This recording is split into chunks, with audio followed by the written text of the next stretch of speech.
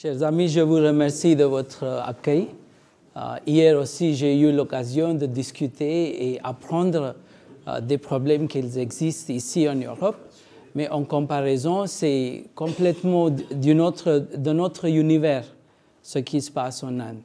Il y a 20 ans, j'avais écrit un article pour Espace de Liberté qui était intitulé « L'araignée hindoue tisse sa toile ».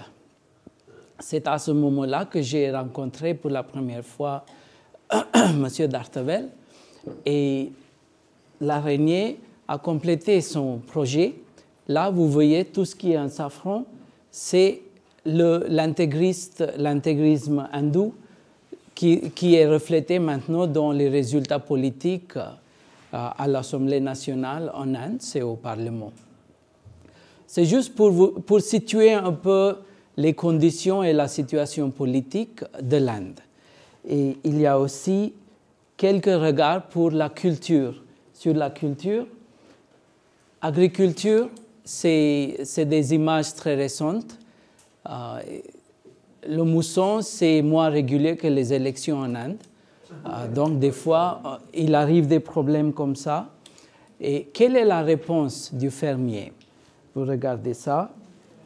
Et il y a aussi des prières, des éléments de magie qui sont intégrés en la religion, souvent sponsorisés par l'État même. Donc vous voyez tous ces scientifiques qui essayent de faire venir la pluie.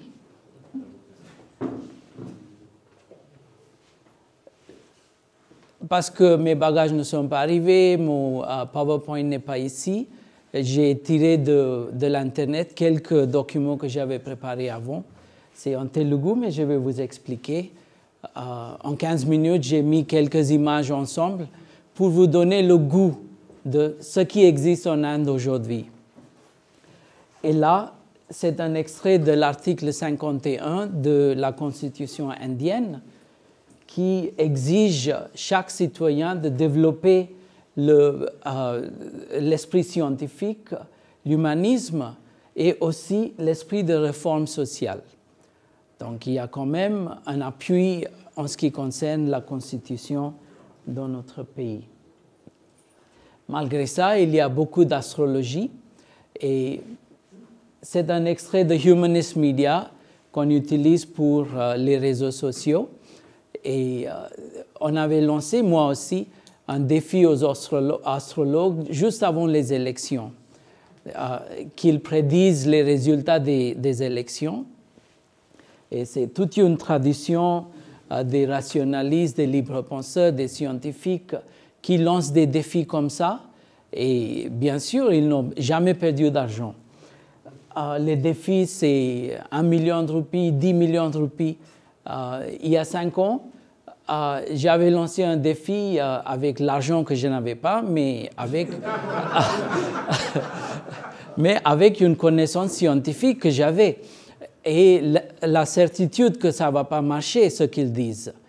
Donc 10 millions de roupies, c'était super parce que ça a fait la une à la télévision nationale pendant toute la journée.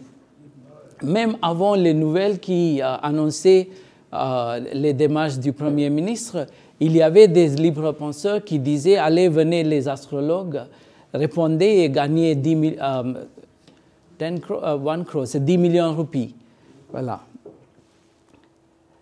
Et la couverture dans la presse, c'est pas mal. Ça, c'est le professeur Narendra Nayak, qui est le président de l'Union des associations rationalistes en Inde, à peu près une centaine d'organisations. C'est un professeur qui a pris sa retraite pour qu'il puisse travailler à plein temps pour avancer l'esprit scientifique, le rationalisme et tout. Et donc, je travaille très étroitement avec lui et nous avons beaucoup de publicité pour l'esprit scientifique. Et ça, c'est la presse anglaise et en Telugu, d'autres langues aussi.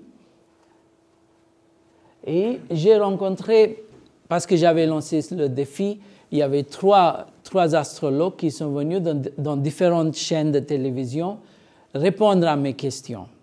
Donc, c'était une interview avec celui-là et deux autres. Ils ont tous perdu.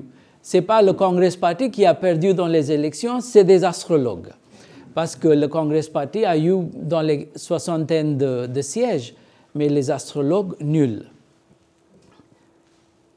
Revenons à des pluies et moussons qui ne marchent pas. Il y a des gens qui font des mariages des grenouilles. Comme ça peut provoquer des nuages. Il y a une technologie que vous ne comprenez pas encore dans l'Occident. Vous savez bien sûr qu'il y avait un grand transfert de technologie du sud au nord. C'est grâce à tout cela qu'ici en Europe, vous êtes riches et nous, on est restés pauvres. Parce que vous avez pris nos connaissances. Vous êtes venus chez nous, vous avez traduit nos textes en sanskrit. Et après, vous avez fait des choses, vous les colonialistes, qui sont venus avec cette mission civilisatrice chez nous. Et c'est vous les fautifs.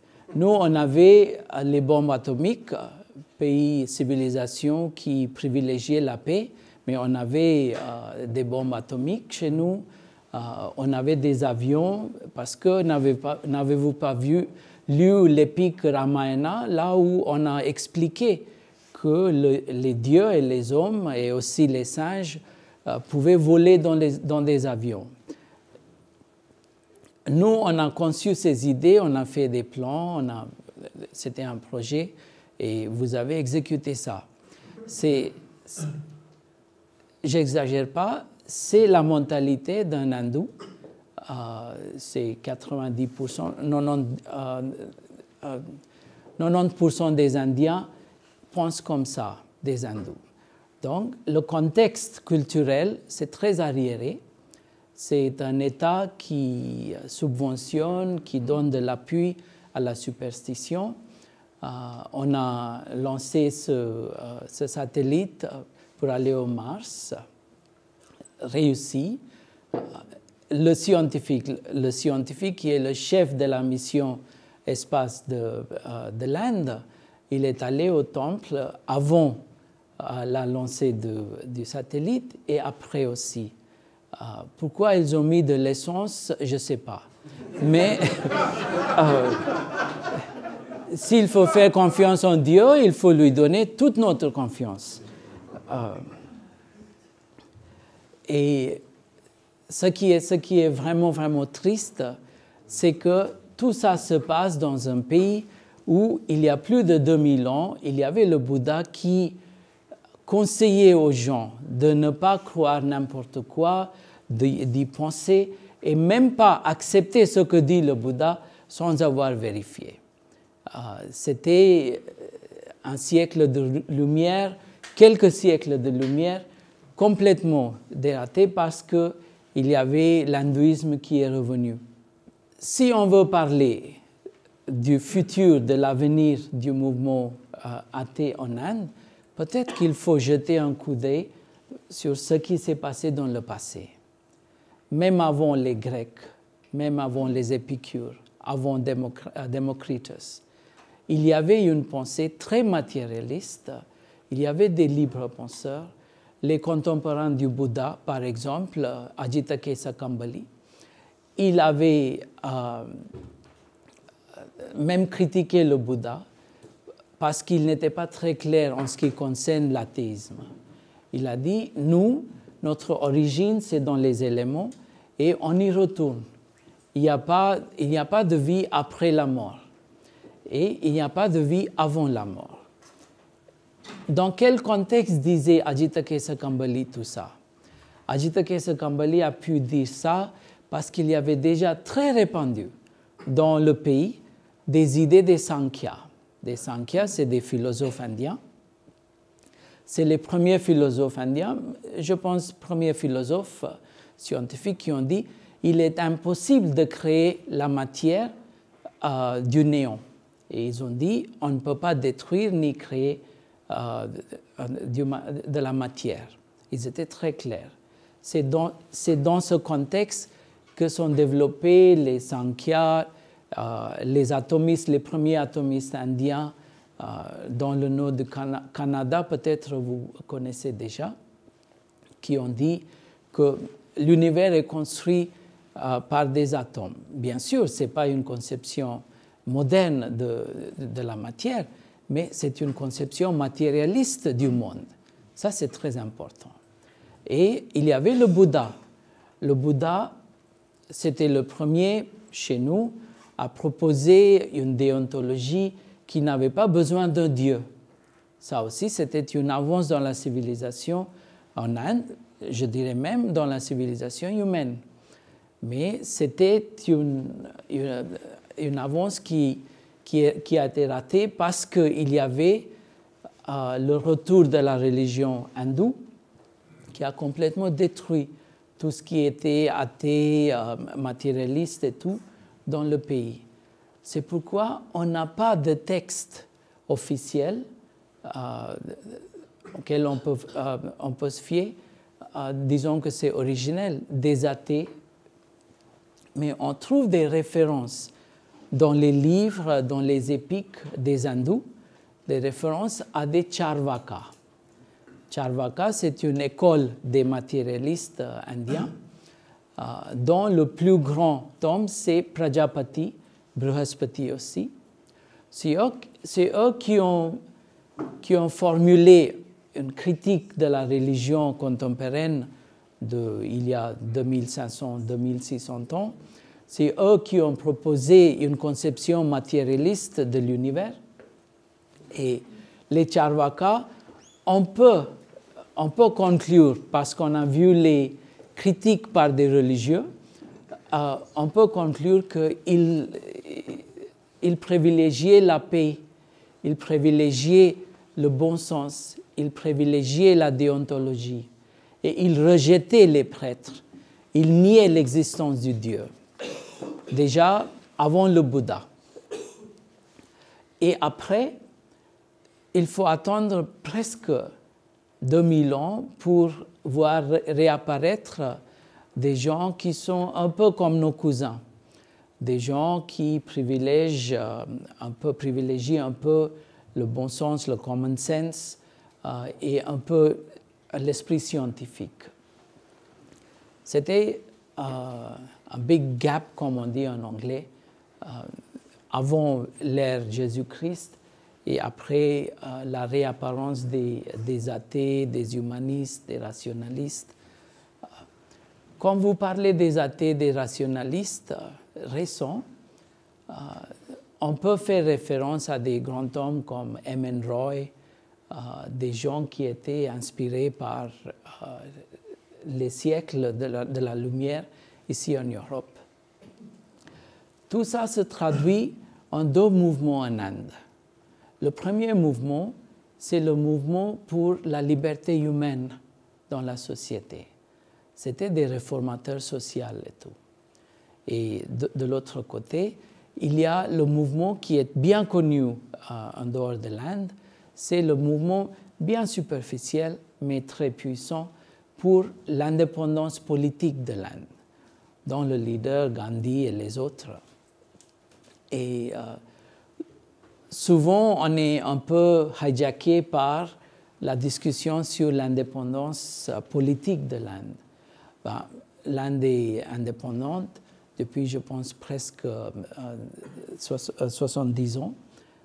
Ça n'a pas trop changé parce qu'on a oublié que la libération de la société, les valeurs humaines, ça, on a presque oublié. Et maintenant, on est très fasciné par l'économie du marché. Donc, des valeurs humaines, des valeurs de l'égalité, des valeurs de la justice ne sont plus privilégiées dans le pays. Il y a, à part tout ça, le problème de la pauvreté et les gens au pouvoir, les hommes politiques, des sociologues, des scientifiques, ils ne voient pas la connexion entre la pauvreté, la misère et le manque de science, des valeurs scientifiques et démocratie et droits de l'homme dans le pays. C'est ça la plus grande tragédie de l'Inde. Aujourd'hui, quand on veut parler de la science, vous n'aurez pas des hommes scientifiques dans les chaînes de télévision parce qu'ils ne veulent pas parler de leur profession, parce que ça peut faire peur aux gens ou bien ça peut provoquer des réactions extrêmes de la part des religieux. Et c'est eux qui décident tout aujourd'hui. C'est eux qui décident tout. Il y a moins de 6 mois qu'on a ce nouveau gouvernement. Déjà, il y a des projets pour changer le système d'éducation parce qu'il faut indianiser le contenu de l'éducation. Donc, tous ces propos en réaction auxquels vous avez rigolé, les avions, la science, technologie très développée et tout, ça va faire partie des leçons de science en Inde bientôt. Il y a maintenant un comité qui examine toutes ces choses-là. Qui sont les membres de ce comité? C'est des gens qui ont fait des livres énormes sur ces sujets, qui ont découvert des avions dans l'histoire de l'Indien il y a 2000 ans. Il y a des gens qui ont découvert tout ce qui est la technologie moderne, y compris une connaissance sur l'évolution biologique de l'être humain. Parce qu'il y a les avatars, il y a quelques avatars qui sont des animaux, mais tout ça finit avec l'avatar d'un homme. Donc, ça aussi, c'est une évolution. On ne va peut-être pas remplacer la science moderne, mais on va insérer toutes ces références culturelles dans des leçons, dans les écoles. Ça va être très dangereux. C'est déjà, ça montre des effets très néfastes dans le pays. Vous avez dit violence contre les sorciers. Ça aussi, c'est un problème très actuel. Il y a les derniers... Je ne viens pas ici avec des bikinis ni des statistiques, mais il faut vous rappeler que d'après les chiffres de la police nationale, il y a 2500 personnes, c'est des hommes qui ont été tués parce qu'ils ont été accusés comme être des sorciers. Accuser quelqu'un d'être sorcier, c'est vraiment la peine de mort. Parce que si quelqu'un vous accuse, à accuser quelqu'un, pour se sauvegarder, il faut tuer cette personne. Parce que des sorciers peuvent tuer. Souvent, quand vous ouvrez la porte de votre maison, il peut y avoir un piment, un poulet mort et un citron. Je sais que des gens qui viennent de l'Europe, ils savent que des piments peuvent tuer. Mais c'est une autre sorte de superstition dont on parle. Quand on pose des piments en dehors de chez vous, ça veut dire que quelqu'un a fait de la magie noire contre vous. Donc il faut chasser ces sorciers, il faut les identifier, il faut se protéger. Et ces 2500 personnes qui sont tuées comme ça, c'est uniquement les chiffres concernant les hommes. Souvent, on les tue à deux, parce qu'il y a aussi une femme qui est à côté du sorcier. La police n'a pas de chiffres authentiques en ce qui concerne les femmes tuées. Et en plus, il y a les enfants qu'on sacrifie, parce que pour trouver des trésors, il faut aller dans les temples et il faut sacrifier des enfants. Donc, c'est un crime qui n'est pas reconnu. C'est un crime qui résulte dans le déplacement de presque 1 million de personnes. Quand quelqu'un vous accuse d'être sorcier, et ça veut dire qu'on va vous tuer, vous allez quitter votre village. Allez où? Donc, il y a presque 1 million de personnes qui sont déplacées. Quand on parle de 20 000 personnes, 30 000 personnes qui sont déplacées, quand il y a un projet hydroélectrique et tout, la presse, ça fait la une de la presse. Mais quand il y a 1 million de personnes qui n'habitent pas chez eux à cause de la superstition, des accusations, des menaces, personne ne prend en compte de tout ça. Donc, les problèmes de la superstition, ça ne fait vraiment pas partie du projet du gouvernement, ni des sociologues, ni des scientifiques. Tout le monde abandonne this field of study, champ de recherche.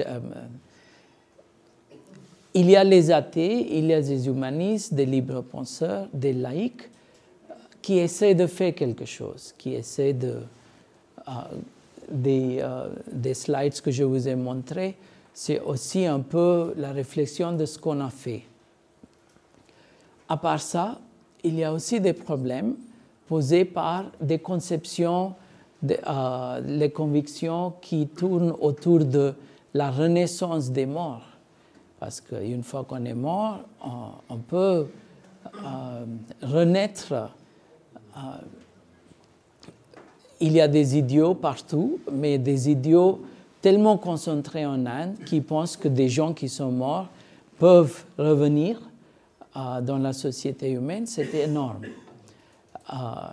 Un de ces grands idiots, c'est le Dalai Lama, que vous, ici, vous accueillez avec beaucoup de chaleur dans ces pays-ci, parce que vous n'aimez pas la Chine. C'est pas logique, vous n'aimez pas la Chine, n'aimez pas la Chine, mais pourquoi aimer le Dalai Lama?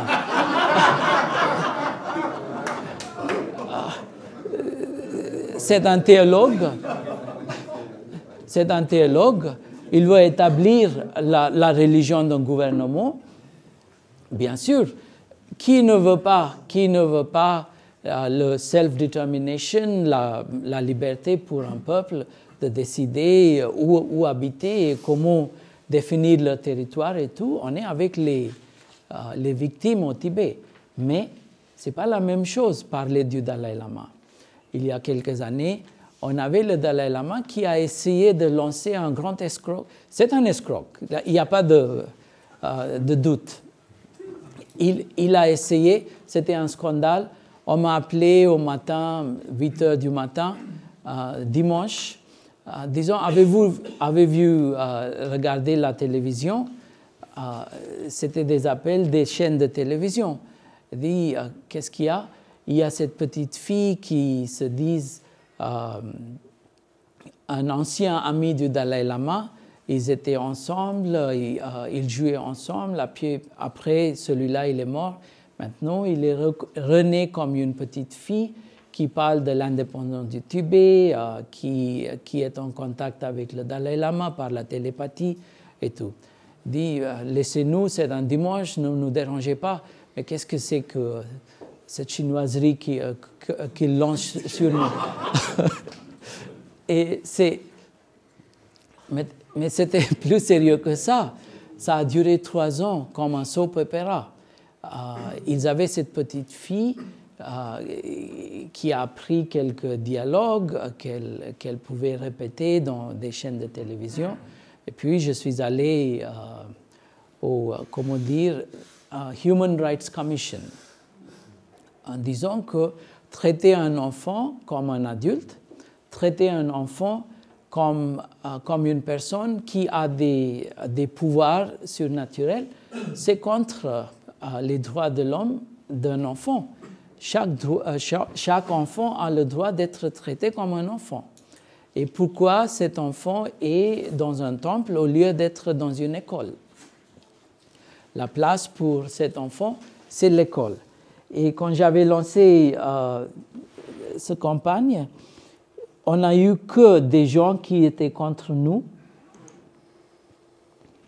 Donc c'est ça, la petite fille, ici, Shambhavi. Donc on a trouvé un slogan, Shambhavi Gudilona Badilona. Gudi, ça veut dire temple, Badi, ça veut dire école. Donc on a lancé cette question au peuple indien et ils ont répondu, ils ont dit non, dans une école, pas dans un temple. C'était une campagne qui a connu beaucoup de succès. On était à la télévision chaque jour, chaque soir. Shambhavi est à la télévision, nous aussi.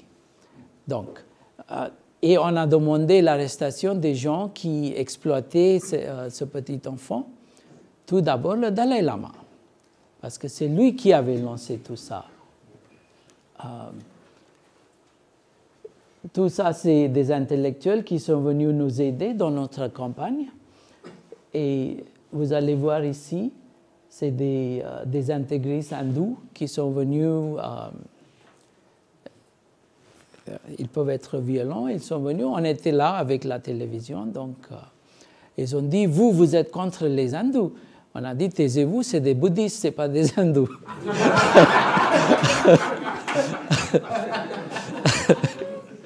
Mais les hindous, ils veulent approprier l'identité de tout le monde. Et ça aussi, c'est un problème. Mais on va revenir à ce problème un peu après. Le Dalai Lama, j'ai demandé l'arrestation du Dalai Lama, le prix Nobel dans sa poche, être financé par le CIA, une armée secrète, donc il a eu le prix Nobel de la paix pour quelqu'un qui avait une armée.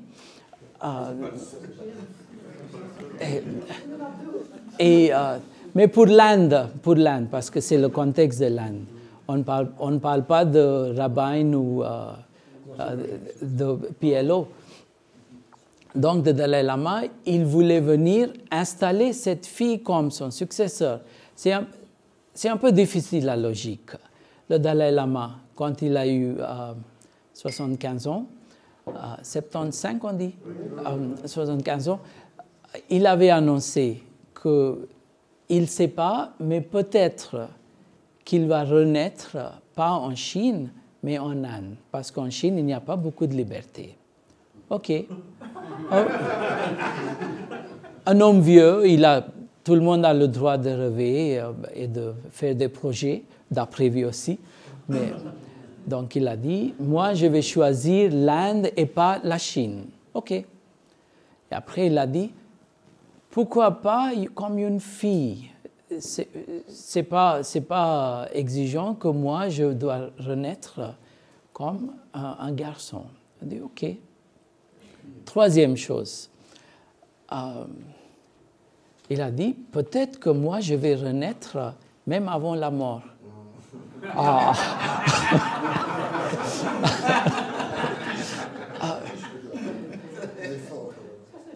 C'est pas pour rien que je le caractérise comme idiot. Hein. C'est quelqu'un qui pense comme ça.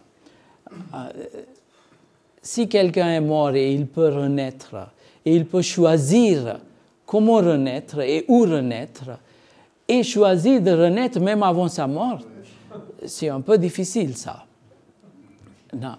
Maintenant, mettez ensemble tous ces éléments des projets du Dalai Lama et le scandale que nous, on a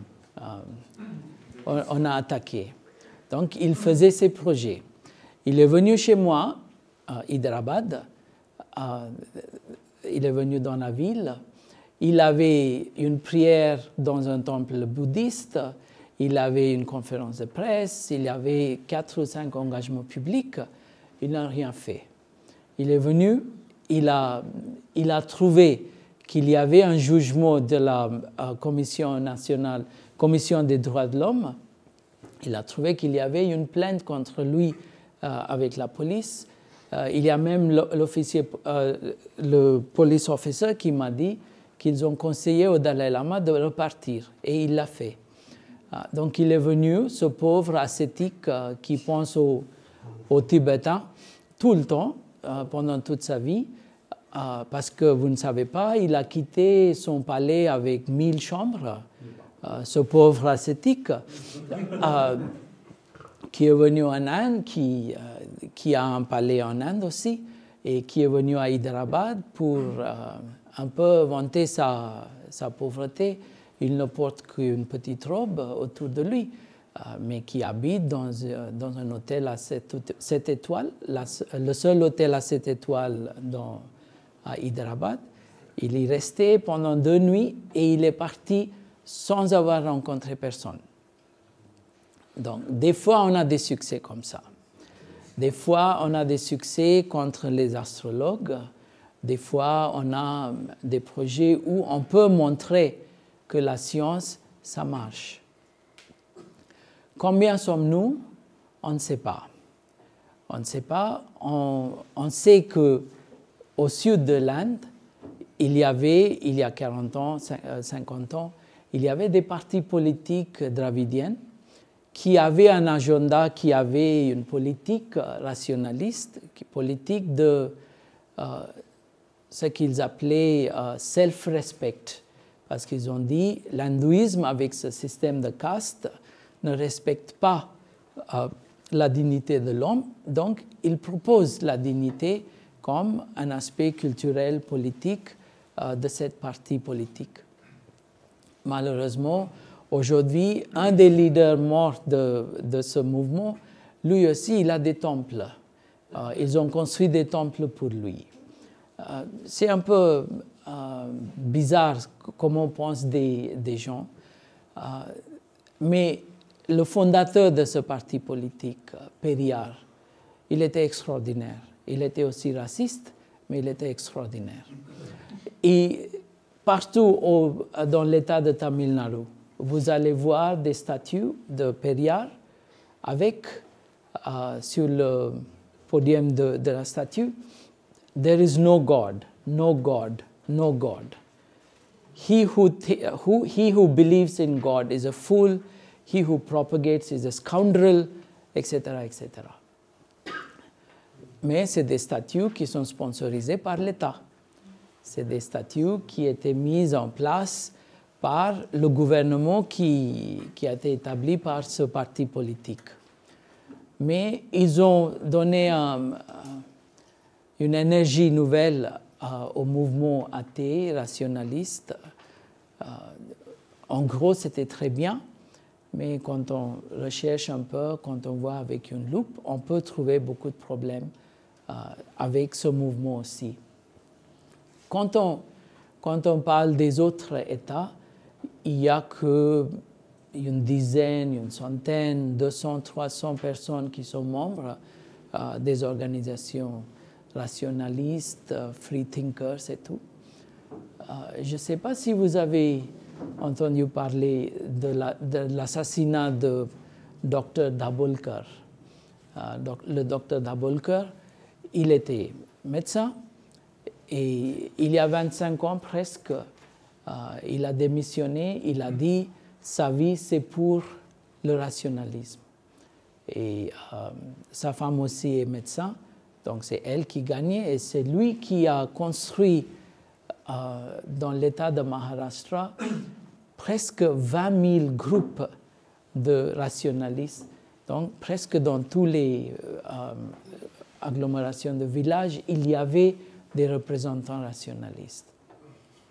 Il demandait, il exigeait une loi pour punir des gens qui exploitaient la vulnérabilité des gens qui croyaient en la superstition. Gardez la liberté de penser, de croire ce que vous voulez, mais arrêtez la liberté des gens qui exploitent cette croyance. Donc, les astrologues, des gens qui vous proposent de changer votre nom, comme ça peut apporter de la bonne chance. Ça s'appelle numérologie. Ça n'a rien à faire avec arithmétique, c'est numérologie. Donc, par exemple, Babu, mon nom c'est B-A-B-U, mon prénom. Donc, B c'est 2, A c'est 1, B c'est 2, et U, je ne sais pas. Et on ajoute les chiffres. Si c'est 5, c'est bien, c'est le nombre de Jupiter, donc c'est très puissant. Si c'est 9, c'est pas bon. Si c'est 11, c'est beaucoup de bêtises comme ça. Des fois, on les rencontre à la télévision. Il y a un type qui est venu me dire le numéro 5, c'est un astrologue bien célèbre en Inde. Il a dit 5, c'est le numéro très puissant, c'est le numéro du planète Jupiter. J'ai dit, si c'est 5, c'est très puissant, 55, c'est encore plus puissant. Moi, je veux 55 ou 555. C'est logique. Donc, il y a tous ces gens comme ça qui exploite, parce qu'il est célèbre, il est à la télévision, tout simplement parce que c'est un businessman très réussi. Il a pu mener un business exploitant des croyances des gens. Il a fait des millions. C'est pourquoi il était à la télévision. C'est eux qui sponsorisent des programmes chaque jour. Donc, entre 3h et 5h du soir, dans toutes les télévisions, il y a des programmes, des commercials, on dit, de 30 minutes. Ça peut être l'homéopathie, ça peut être des talismans, ça peut être beaucoup de choses, des bêtises, mais ils veulent vendre tout ça. Donc, entre 3h et 5h, ils arrivent à vendre, faire leur business. C'est un peu comme le God Channel avec tous ces évangélistes qui sont là, qui veulent vendre leur religion. C'est eux, ils le font. Et c'est après 5h que la télévision nous invite pour nous demander pourquoi il y a beaucoup de superstitions en Inde. Donc, c'est quand même un scandale. Les chaînes de télévision sont soutenues par la superstition. Mais au soir, on peut poser ces questions. Donc, je vais prendre juste 2 ou 3 minutes pour vous dire que tout n'est pas perdu. On a quand même des gens qui regardent le travail que nous faisons avec une sympathie. Ils veulent collaborer avec nous, mais c'est des gens qui ne veulent pas être dans le public à côté des rationalistes parce que leur vie professionnelle, leur vie personnelle est liée avec ces gens qui sont superstitieux. Si c'est quelqu'un qui travaille dans le gouvernement, son ministre, sans doute, est superstitieux. Donc, campagner contre les superstitions, c'est professionnellement très difficile pour ces personnes. Mais pour finir, je vais juste vous montrer 2 images. On vient de lancer un programme à la télévision qui s'appelle The Big Question avec moi. C'est un programme sur la science chaque semaine. Donc, il y a des chaînes de télévision qui veulent faire ce genre de travail. C'est 30 minutes chaque semaine, samedi 8h30 du soir, donc prime time, répété à 9h30 le lendemain, dimanche, aussi en prime time, pour parler des questions de science, société, humanisme, rationalisme et tout. Numéro 2 de cet épisode, c'était la création, c'est un mythe créatif, par exemple. Et on a eu l'occasion de voir ce qui est comme des mythes de création partout dans le monde. Troisième, c'est sur la conception du siècle, du ciel. Comment la conception du ciel, les croyances des gens sont liées. Toujours un regard humaniste, rationaliste sur des croyances des gens, mais pas uniquement hindous, mais bouddhistes, islamiques, chrétiens et tout. Donc, on arrive à trouver quelques personnes qui pensent comme nous et on essaie de travailler avec eux. Je pense que les 35 minutes sont finies. Merci.